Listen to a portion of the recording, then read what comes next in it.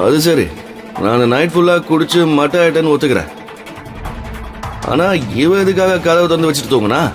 இதை கேட்டா லாஜிக் பேசுறியான்னு கேட்பா. எதுக்கு வம்பு? இதுக்கு மேல இங்க நின்னா நமக்கு தான் அசிங்கம் என்று முடிவெடுத்த சர்வேஷ் வேதிகா சொன்னது போல சர்வன்ஸ் ரூமுக்கு வந்தான். நல்ல வேளையாக ஒரு பெட் காலியாக இருந்தது. அட்லீஸ்ட் இதாவது கிடைச்சதே என்ற நிம்மதியுடன் அந்த பெட்டில் படுத்தவன் அடுத்த நிமிடம் தூங்கிவிட்டான். அன்று ஒரு நாளில் அவன் வாழ்க்கையில் நடந்த பல்வேறு சம்பவங்களால் அவன் பாதிக்கப்பட்டிருந்தாலும் அதையெல்லாம் நினைத்து அவன் பெரிதாக அலட்டிக் கொள்ளவில்லை. அடுத்த நாள் காலை எழுந்து சீக்கிரமாக தயாரான சர்வா முதல் வேலையாக விக்ரமின் ஆபீஸுக்கு வந்தான். ஆனால் அவனை பார்த்த ஆபீஸ் செக்யூரிட்டி அவனை தடுக்கிறான். நில்லுப்பா, நீ பாட்டுக்குள்ள போனா என்ன அர்த்தம்? அவனுக்கு சர்வா பதில் சொல்வதற்குள் ஒரு விலையுயர்ந்த கார் உள்ளே வந்தது. அதிலிருந்து இறங்கினான் தீரஜ். சர்வாவை பார்த்த தீரஜ், அட இது யாரு? பெரிய வீட்டு மாப்பிள்ளையா? உனக்கு இங்க என்னடா வேலை? செக்யூரிட்டி, இவனை உள்ள விட்ட விக்ரம் சார் உன் சீட்டை கிழிச்சிருவாரு. கண்ட கழிசடைங்க எல்லாம் வந்து போறதுக்கு இது ஒன்னும் கவர்மெண்ட் பஸ் ஸ்டாண்ட் இல்ல. உனக்கு ஒரு ஃப்ரீ அட்வைஸ் சொல்லவா? முதல்ல உன் ஸ்டேட்டஸ் என்னன்னு புரிஞ்சுக்க, அதுக்கு தகுந்த மாதிரி ஆசைப்படு. அதை விட்டுட்டு பறக்கிறத பிடிக்கிறேன்னு இருக்கிறதையும் விட்டுறாத. இல்ல, நான் தெரியாம தான் கேக்குறேன். உன் அப்பா விக்ரம் சாருக்கு கார் ஓட்டுனாருன்றதுக்காக அவர் சொத்துல பாதி உனக்கு எழுதி வச்சிருவாரா? நீ எப்பவும் டெலிவரி பாய் தான். தீரஜின் பேச்சை கேட்டு சர்வாவுக்கு கோபம் வந்தது. அவன் நினைத்திருந்தால் தீரஜின் முகத்தில் தன்னுடைய பாக்ஸிங் திறமையை காட்டி அவனது திமிரான பேச்சுக்கு பதிலளித்திருக்கலாம். ஆனால் அவன் அப்படி செய்யவில்லை. அதற்கு பதிலாக தன் போனை எடுத்து விக்ரமுக்கு போன் செய்யலாம் என்று நினைத்தான் அவன். அதற்குள் அங்கே வேகமாக வந்தாள் விக்ரமின் செக்ரட்டரி கீர்த்தனா. செக்யூரிட்டி, அவரை விடுங்க. நீங்க எதுவும் சொல்ல வேண்டாம், நான் பாத்துக்கிறேன். மிஸ்டர் சர்வா, என் கூட வாங்க என்று கூறி சர்வாவை தன்னுடன் அழைத்துச் சென்றாள் கீர்த்தனா. நான் இங்கேயே வந்திருக்கேன்னு உங்களுக்கு விக்ரம் சொன்னாரா? சர்வா விக்ரமை பெயர் சொல்லி அழைத்தது கீர்த்தனாவுக்கு பிடிக்கவில்லை. அதனால் அவள் அந்த கேள்விக்கு பதிலளிக்கவில்லை. சர்வா அதை கவனித்தான். நீங்க என்னோட கேள்விக்கு இன்னும் பதில் சொல்லல. கீர்த்தனா அமைதியாக ஒரு பேப்பரை சர்வாவிடம் கொடுக்கிறாள். சர்வா அந்த பேப்பரை வாங்கி பார்க்கிறான். அந்த பேப்பரில் மேனேஜர் கேட்டகரியில் இருந்த பதவிகளுக்கு முன்னால் ஸ்டார் சைன் போடப்பட்டிருந்தது. விக்ரம் சர்வாவிடம் அந்த கம்பெனியின் மேனேஜிங் டைரக்டர் பதவியை எடுத்துக்கொள்ள சொல்லியிருந்தார். ஆனால் சர்வா இப்போதே தன்னை வெளிப்படுத்திக் கொள்ள விரும்பவில்லை. இதுல ஸ்டார் போட்டிருக்கே, அதுக்கு என்ன அர்த்தம்? ஸ்டார் போட்டிருந்ததுன்னா அந்த ஜாப்ல ஏற்கனவே ஆளுங்க இருக்காங்கன்னு அர்த்தம். அதுக்கு இப்ப ஆளுங்க தேவையில்ல. நீங்க டீ குடிக்கிறீங்களா இல்ல காஃபியா? மேனேஜர் போஸ்டுக்கு என்ன அப்பாயிண்ட் பண்ணிடுங்க. அந்த போஸ்ட்ல ஏற்கனவே ஸ்டார் போட்டிருந்தத பாத்தீங்கல்ல? அது எனக்கும் தெரியும். அந்த வேலையில ஏற்கனவே ஆள் இருக்காங்க. அது உங்களுக்கு எப்படி கொடுக்க முடியும்? அந்த எம்ப்ளாயிய கம்பெனில இருந்து வெளியே அனுப்பணும்னு நினைக்கிறீங்களா? நான் அப்படி சொல்லல. ஆனா இந்த லிஸ்ட் நீங்க தானே எனக்கு கொடுத்தீங்க. ஆமா, ஆனா லோகேர்த்தனா, இதுல என்னோட தப்பு எதுவும் இல்ல. அந்த லிஸ்ட நீங்க தான் என்கிட்ட கொடுத்தீங்க. அதுல எனக்கு பிடிச்ச வேலையை நான் செலக்ட் பண்ணிருக்கேன். இனிமே என்ன பண்ணணும்னு நீங்க பாருங்க. தன் தகுதியை நிரூபிக்கவே சர்வா மேனேஜர் பதவியை கேட்டான். கீர்த்தனாவுக்கு என்ன பதில் சொல்வதென்று தெரியவில்லை. காரணம், விக்ரம் அவரிடம் சர்வா கேட்கும் வேலையை அவனுக்கு கொடுக்கும்படி சொல்லியிருந்தார். ஓகே மிஸ்டர் சர்வா, நீங்க சொன்ன மாதிரியே பண்ணிடுறேன். நாளையில இருந்து நீங்க வேலையை ஆரம்பிக்கலாம். பெர்ஃபெக்ட் என்று ஸ்டைலாக சொல்லிவிட்டு அங்கிருந்து போகிறான். கேபினில் இருந்து வெளியே வந்த சர்வாவை எரிச்சலுடன் பார்க்கிறான் தீரஜ். சர்வாவுக்கு அவன் தகுதிக்கு மீறி மரியாதை கொடுக்கப்படுவதாக நினைத்தான் அவன். சர்வா கம்பீரமாக அவனை கடந்து போவதை கடுப்பாக பார்த்துக் கொண்டிருந்தான் அவன். ஆபீஸில் இருந்து வீட்டுக்கு வந்த சர்வாவிடம் அவன் மாமியார், மாமனார், வேதிகா யாருமே ஒரு வார்த்தை கூட பேசவில்லை. வேண்டாத விருந்தாளி போலதான் அவனை பார்த்தார்கள். அதை பற்றியெல்லாம் கவலைப்படாமல் எப்போதும் போல சர்வன்ஸ் ரூமுக்கு போகிறான் சர்வா. மறுநாள் காலை விக்ரம் கொடுத்த செக்கை எடுத்துக்கொண்டு பணம் எடுக்க பேங்குக்கு வருகிறான் சர்வா. சார், நான் கொஞ்சம் கேஷ் வித்ட்ரால் பண்ணணும். ஆனால் அவன் துரதிருஷ்டம், சர்வாவை எப்போதும் மட்டம் தட்டி அவமானப்படுத்தும் பாஸ்கர் தான் அன்று கவுண்டரில் இருந்தான். டெலிவரி பாயாக இருந்த போது அவனுக்கு பலமுறை பார்சல் கொண்டு வந்து கொடுத்திருக்கிறான் சர்வா. இப்போது சர்வா செக்குடன் வந்திருப்பதை பார்த்து பாஸ்கருக்கு சந்தேகமாக இருந்தது.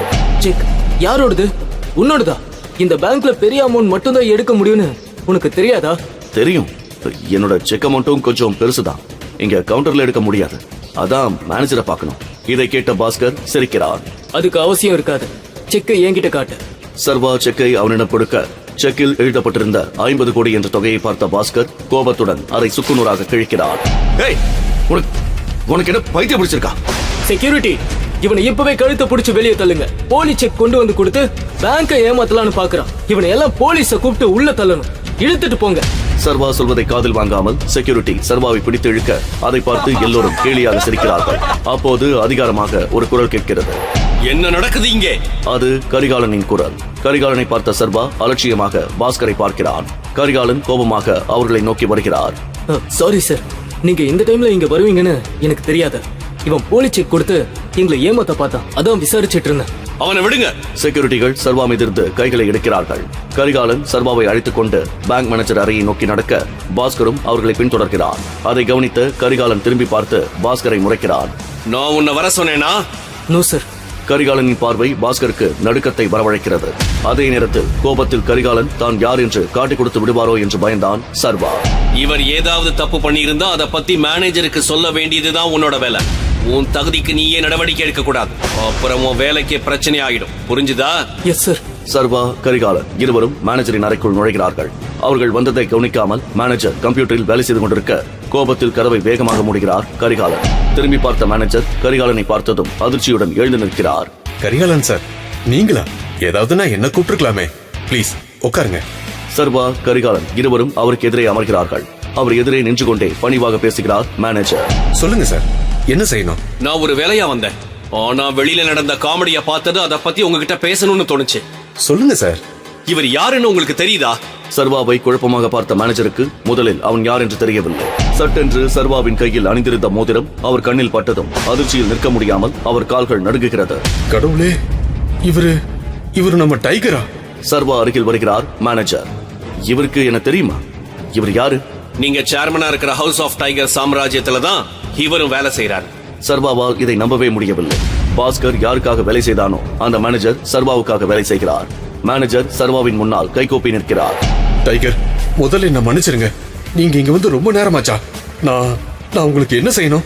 முதல்ல இப்படி ரியாக்ட் பண்றதை நிறுத்துங்க.